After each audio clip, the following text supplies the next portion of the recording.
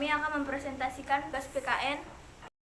Salah satu tokoh yang berperan sebagai media operator dalam upaya penyelesaian konflik masalah sosial budaya, ekonomi, dan gender dalam masyarakat adalah Mahatma Gandhi.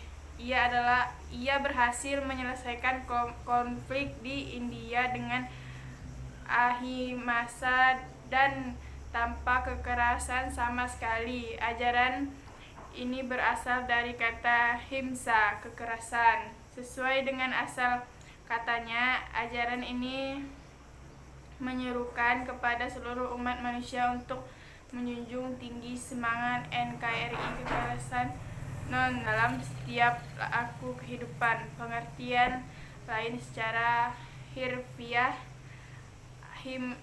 ahimsa memiliki makna menyerang, tidak melukai atau membunuh. Gandhi adalah seorang pengacara kenamaan. Semestinya ia bisa menikmati kehidupan yang sangat nyaman di Afrika Selatan. Namun, perilaku yang dialaminya sebagai warga kelas 2 di sana membuat ia selalu terbayang akan nasib bangsanya yang masih hidup di bawah penjajahan Inggris. Saat masih berada di bawah penjajahan Inggris, rakyat Indonesia berjuang melawan penindasan maupun penjajahan yang mengaruhi sistem ekonomi. Ia pun meninggalkan semua kehidupan mewahnya di Afrika Selatan dan pulang kembali ke negerinya. Ketika turun dari atas kapal, Gandhi disambut hangat oleh rakyatnya. Ia meminta untuk naik ke atas panggung dan berpidato. Namun pidatonya begitu singkat. "Terima kasih atas penyambutan Anda semua," kata Gandhi.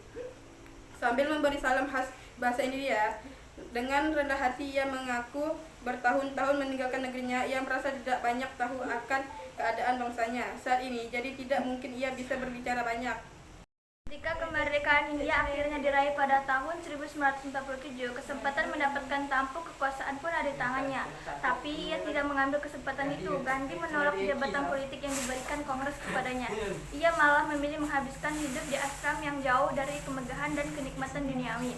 Baginya itu jauh lebih mulia daripada hidup di istana. Menerima jabatan diibaratkannya sebagai memakai mahkota berduri. Gandhi adalah seorang Hindu, namun dia menyukai pemikiran-pemikiran dari agama lain, termasuk Islam dan Kristen. Dia percaya bahwa manusia dari segala agama harus mempunyai hak yang sama dan hidup bersama secara damai di dalam satu negara. Bagi Gandhi, jiwa seorang akan tetap selamat di dunia apabila orang tersebut berjuang demi kebenaran. Dengan kepercayaan itu, Gandhi tetap tidak menyerah meski berbagai halangan dan cobaan menghadang. Sehubungan dengan konflik antar agama yang ada di India, Gandhi ikut ambil bagian dalam mewujudkan aksi perdamaian.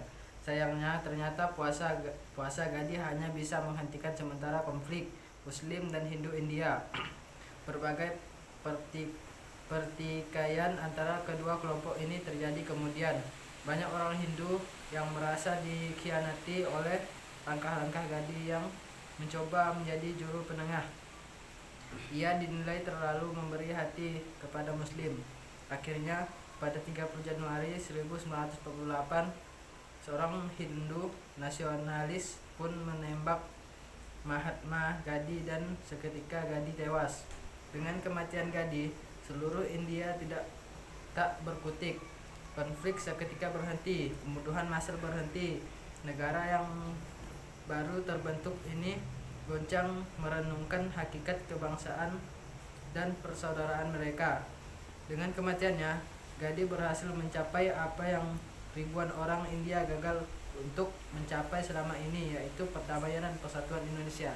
Wassalamualaikum warahmatullahi wabarakatuh.